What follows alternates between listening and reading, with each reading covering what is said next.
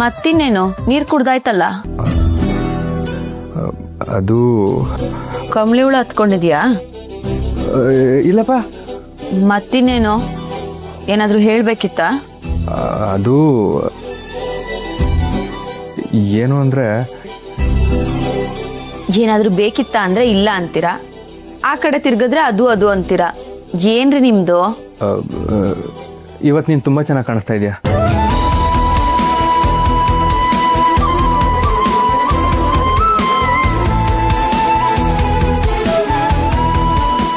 ಹೌದು ಮಹಾಲಕ್ಷ್ಮಿ, ತುಂಬ ಅಂದರೆ ತುಂಬ ಚೆನ್ನಾಗಿ ಕಾಣಿಸ್ತಾ ಇದೆಯಾ. ಥ್ಯಾಂಕ್ಸ್ ಮಹಾಲಕ್ಷ್ಮಿ. ಅಲ್ಲ, ಇದು ನೀನೇನಾ ಅಂತ. ಯಾಕೆ? ಈ ಸತ್ಯದ ವಿಚಾರ ಗೊತ್ತಾದ್ಮೇಲೆ ಇದೇ ಫಸ್ಟ್ ಟೈಮ್ ನೀನು ನನ್ನ ಜೊತೆ ಕರೆಕ್ಟಾಗಿ ಮಾತಾಡ್ತಾ ಇರೋದು. ನನಗೆ ನಿಜವಾಗ್ಲೂ ನಂಬೋಕೆ ಆಗ್ತಾಯಿಲ್ಲ. ಅಂದರೆ ನಿನಗೆ ನನ್ನ ಮೇಲೆ ಕೋಪ ಇಲ್ವಾ? ಖಂಡಿತವಾಗ್ಲೂ ಇದೆ, ಬೆಟ್ಟದಷ್ಟು. ಆದರೆ ಅದ್ರ ಜೊತೆಗೆ ಅಷ್ಟೇ ಪ್ರೀತಿನೂ ಇದೆ. ಆ ಪ್ರೀತಿ ಉಳಿಬೇಕು ಅಂದರೆ ನೀವು ಸತ್ಯನ ಹೇಳಬೇಕು.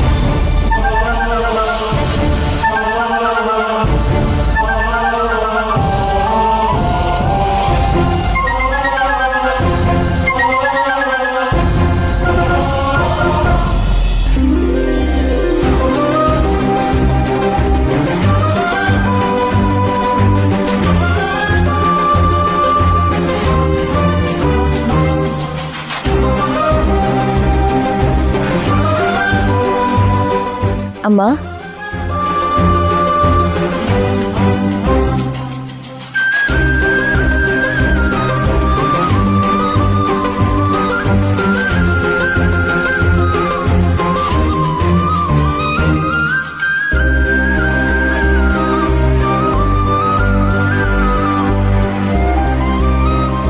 ಹೇಗೆ ಕಾಣಿಸ್ತಿದ್ದೇನಮ್ಮ?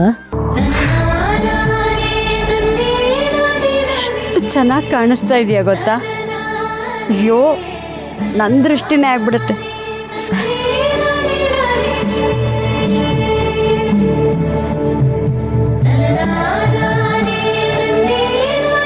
ಈ ಕಲರ್ ನಿನಗೆ ತುಂಬ ಚೆನ್ನಾಗಿ ಒಪ್ಪುತ್ತೆ ತ್ರಿಪುರ. ಗೊಂಬೆ ಥರ ಕಾಣಿಸ್ತಾ ಇದೆಯಾ.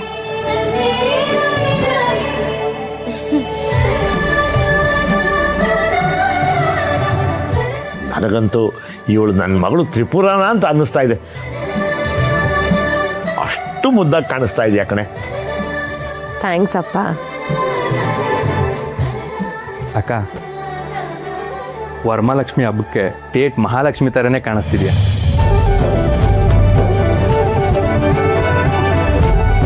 ಅದ್ಭುತವಾಗಿ ಕಾಣಿಸ್ತಾ ಇದೆಯಾ ಅಲ್ವಾ? Same thought. ನೀನೇನಾದ್ರೂ ಅಪ್ಪಿ ತಪ್ಪಿ ಮಿಸ್ ಇಂಡಿಯಾ ಕಾಂಪಿಟೇಷನ್ಗೆ ಹೋದ್ರೆ ನಿನ್ನ ಯಾರಿಂದನೂ ಬೀಟ್ ಮಾಡಕ್ ಸಾಧ್ಯ ಇಲ್ಲ ಅಕ್ಕ.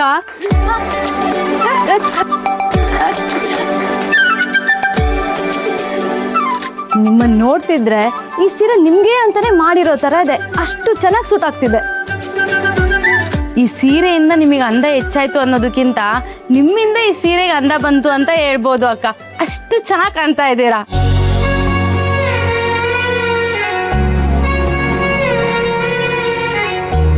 ಈ ಸೀರೆ ತಗೋಬೇಕಾದ್ರೇ ನಮ್ಮ ಸುಭದ್ರಾ ಹೇಳಿದ್ಲು, ಈ ಸೀರೆ ತ್ರಿಪುರನ್ಗೆ ತುಂಬ ಚೆನ್ನಾಗಿ ಒಪ್ಪತ್ತೆ ಅಂತ.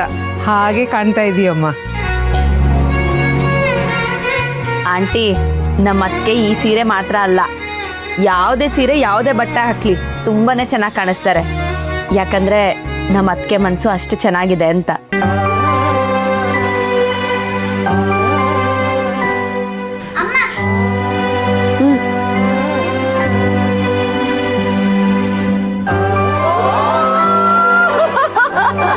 ಅಮ್ಮ, ನಾವೆಲ್ಲರೂ ಸೇರಿ ಒಂದು ಸೆಲ್ಫಿ ತಗೊಳ್ಳೋಣವಾ?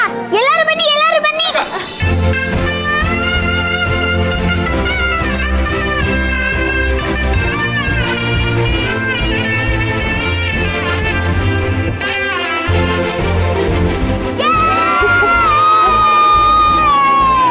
ಆಯ್ತಾ ನಿಮ್ಮೆಲ್ಲರದು ಸಂಭ್ರಮ?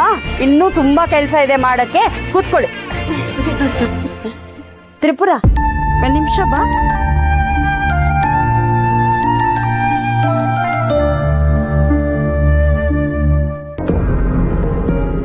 ಏನಮ್ಮ? ಸೀರೆ ತುಂಬಾ ಚೆನ್ನಾಗಿದೆ ಕಣೆ. ಕಾಸ್ಟ್ಲಿ ಅನ್ಸುತ್ತೆ. ಇಲ್ಲಿ ನೋಡಮ್ಮ, ಇಲ್ಲಿ ಆಲ್ರೆಡಿ ನೂಲೆಲ್ಲ ಬಿಟ್ಕೊಂಡ್ಬಿಟ್ಟಿದೆ. ಒಂದ್ಸಲ ನೀರಿಗೆ ಹಾಕಿದ್ರೆ ಬಣ್ಣನೂ ಹೊಟ್ಟೋಗುತ್ತೇನೋ. ಅಯ್ಯ,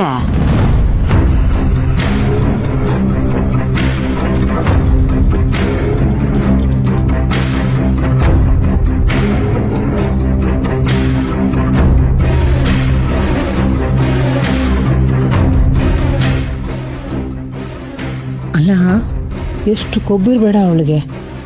ಏನೋ ಚೆನ್ನಾಗಿ ನೋಡ್ಕೋಬೇಕು ಅಂತ ಕಾಸ್ಟ್ಲಿ ಸೀರೆ ತೊಗೊಂಡು ಬಂದರೆ ಹುಡುಕ್ತಾಳಲ್ಲ. ಛೀ. ಅದೇ ಮತ್ತೆ ನಮಗೆ ಬುದ್ಧಿ ಇರಬೇಕಿತ್ತು. ಇವ್ರು ಹಿಂಗೇನೆ ಅಂತ ಗೊತ್ತಿದ್ದು ನಾವು ಇವ್ರಿಗೆ ಸೀರೆ ತಂದ್ವಿ. ಇವಾಗ ನೋಡಿ ಅದಕ್ಕೂ ಅನಿಸ್ಕೋಬೇಕು.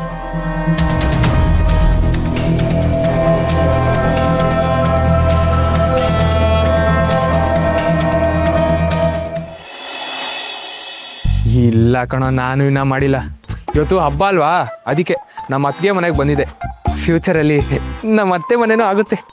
ಅಂದ್ರೆ ಪ್ರಾಜೆಕ್ಟ್ ಇನ್ನೂ ಮುಟ್ಟಿಲ್ಲ ಅನ್ನೋ. ಆ ಪ್ರಾಜೆಕ್ಟ್ ಮಾಡಕ್ಕೆ ಯಾವನ್ಗ ಬರುತ್ತೆ? ಪ್ರತಿ ಸಲ ದೀಪಕ್ಕೆ ಅಲ್ವಾ ಮಾಡೋದು, ಅವನ ಕೈಲೇ ಮಾಡ್ಸೋಣ ಬಿಡ. ನೋಡು ಮಗ, ಪ್ರತಿ ಸಲ ಆಗೋ ಥರ ಈ ಸಲ ಎಲ್ಲ ಆಗಲ್ಲ. ನಾನು ಸೀರಿಯಸ್ ಆಗಿ ಹೇಳ್ತಾ ಇದ್ದೀನಿ. ನಾನೇನೋ ಪ್ರಾಜೆಕ್ಟ್ ಚೆನ್ನಾಗಿ ಮಾಡ್ತೀನಿ ಅಂತ ಪ್ರತಿ ಸಲನೂ ನನಗೆ ಹೇಳಿದ್ರೆ ಹೇಗೆ? ಈ ಥರ ಕಾಲೇಜ್ಗೆ ಹೋಗೋ ಟೈಮಲ್ಲಿ ರೋಮಿಯೋ ಥರ ಅಲಿದ್ರೆ ಲೈಫ್ ತುಂಬ ಕಷ್ಟ ಕಣೋ. ಮಗ ಸಡನ್ ಆಗಿ ದೀಪಕ್ ಮೈ ಮೇಲೆ ಬಂದ್ಬಿಟ್ನೇನೋ. ಏನೋ ನನ್ನ ಜೊತೆಗಿರೋ ಫ್ರೆಂಡ್ಸ್ ನನ್ನ ಥರನೇ ಆಗಲಿ ಅಂತ ಆಸೆ ಪಟ್ರೆ ಇರಲಿ ಬಿಡು. ಏನು ಪ್ರಾಜೆಕ್ಟ್ ಕಳಿಸು, ನಾನೇ ಮಾಡಿ ಕಳಿಸ್ತೀನಿ. ಬಾಯ್.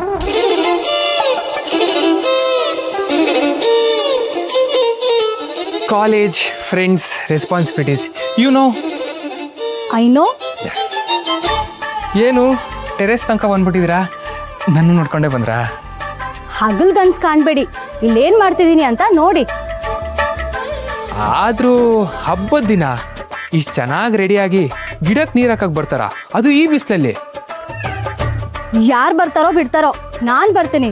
ಅದು ನಮ್ಮ ಅಮ್ಮ ಹೇಳಿರೋದು, ಅದಕ್ಕೆ ಖಂಡಿತ ಬರ್ತೀನಿ. ಆಯ್ತು ಬಿಡ್ರಿ, ಇದಕ್ಕೆ ಯಾಕೆ ಮುಖನ ಕೆಂಪು ಮಾಡ್ಕೋತೀರಾ? ರೀ ನಿಖಿಲ, ಇವತ್ತು ಈ ಬಟ್ಟೆಲಿ ಗೊಂಬೆ ಥರ ಕಾಣಿಸ್ತಿದ್ದೀರಾ. ನೋಡ್ದವ್ರು ಹಂಗೆ ಕಳೆದು ಹೋಗ್ತಾರೆ.